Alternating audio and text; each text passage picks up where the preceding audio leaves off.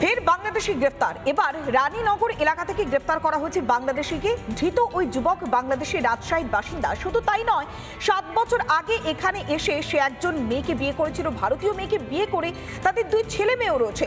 ধৃতের নাম মেহের আলী, তার বাড়ি বাংলাদেশের রাজশাহী জেলাতে।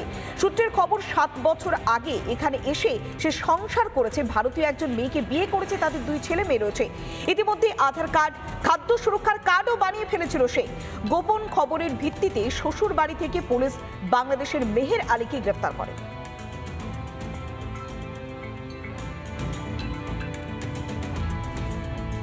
সাধারণতন্ত্র দিবসের আগেই এবার নদিয়ার কৃষ্ণগঞ্জে বড়সড় সাফল্য বিএসএফ এর। মাটি খুঁড়ে প্রায় 4টি বাংকার উদ্ধার করা হয়েছে, যেখান থেকে প্রায় কোটিরও বেশি মাদক বাজেয়াপ্ত করা হয়েছে। সাধারণতন্ত্র দিবসের আগে একটা বড় সাফল্য, এমনটাই বিবৃতি দিয়ে জানিয়ে দিয়েছে বিএসএফ।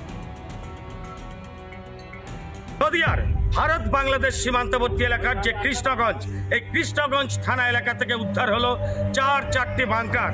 আজ সকাল থেকে জেসিপি লাগিয়ে এই বাংকারগুলিকে তোলার চেষ্টা করা হয়। প্রথমে 3টি বাংকারের খোঁজ পেলেও আজ সকালে নতুন করে আরও একটি বাংকারের হদিশ পেল এই 32 নম্বর ব্যাটালিয়নের সেনা জওয়ানরা।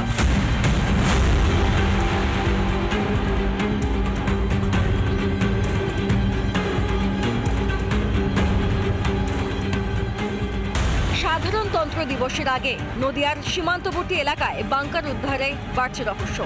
কৃষ্ণগঞ্জে মাটির নিচে একাধিক বাংকার থেকে উদ্ধার হয়েছে 1,40,00,000 টাকার নিষিদ্ধ ফেন্সিডিল। গোলা বারুদ থাকার আশঙ্কায় খোঁড়াখুঁড়ি শুরু করে বিএসএফ। শনিবার সকাল থেকে এ নিয়ে শোরগোল ছড়িয়েছে নদিয়ার কৃষ্ণগঞ্জের মাঝদিয়া কলেজের কাছে। এগুলো আমাদের প্রশাসনের লোকজন কেন টের পায়নি সেটা আমি বুঝতে পারছি না। স্থানীয় পঞ্চায়েতের ভূমিকাটাও বা কীরকম আছে সেটাও আমার মনে সন্দেহ জাগছে। সকলের মধ্যেই একটা উদ্বেগ কাজ করছে যে এই ধরনের ঘটনা যদি সীমান্ত এলাকায় ঘটে চলে তাহলে আগামী দিনে তো একটা ভয়ঙ্কর পরিস্থিতির মুখোমুখি আমরা হব। এলাকা ঘিরে রেখেছে বিএসএফ। জেসিবি দিয়ে মাটি থেকে তোলা হচ্ছে বাংকার। 2 জোড়া বাংকারের হদিশ মিলতেই তুঙ্গে রাজনৈতিক তরজা। চোরাকারবারীরা সীমান্তের প্রহর আর দুর্বলতা নিয়ে তারা নিজেদের মতন করে সুড়ঙ্গ তৈরির কাজ করছে। আগামী দিনে বাংলাদেশের সঙ্গে ভারতের সীমান্তেও সেই সুড়ঙ্গ পাওয়া যাবে, তারই ছোটখাটো নমুনা দেখতে পাচ্ছেন। জায়গাটা রাজ্য পুলিশের দায়িত্ব নয়। ওই যে জায়গাটা বিএসএফ এর কমান্ড জোনের মধ্যে, সেখানে রাজ্য পুলিশ যেতেও পারে না।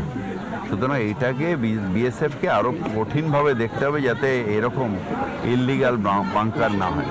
সত্যিকারে যদি বাংকার থেকে থাকে, এটা ভারতবর্ষের আমাদের নিরাপত্তা ব্যবস্থার পক্ষে অত্যন্ত গুরুত্বপূর্ণ হয়ে যাবে।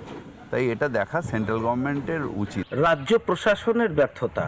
যে জায়গা থেকে বাংকার উদ্ধার হচ্ছে সেখান থেকে 5 কিলোমিটারের ভেতরে থানা, এখানে আছে ডিআইবি সেক্টর এবং রাজ্য পুলিশের ইন্টেলিজেন্স বিভাগ। তারা কেউ জানতে পারলো না। শুধুই মাদক পাচার নাকি মাদকের আড়ালে নাশকতার ছক? বাংকারের মাধ্যমে কি অনুপ্রবেশের ছক? নদিয়ার কৃষ্ণগঞ্জ থেকে ভিডিও জার্নালিস্ট অঞ্জন শুক্লের সঙ্গে পলাশকান্তি মণ্ডল, রিপাবলিক বাংলা, নদিয়া। নানা ধরনের কন্টেন্ট দেখার জন্য লাইক করুন, শেয়ার করুন আমাদের ফেসবুক পেজ, সাবস্ক্রাইব করুন আমাদের ইউটিউব চ্যানেল।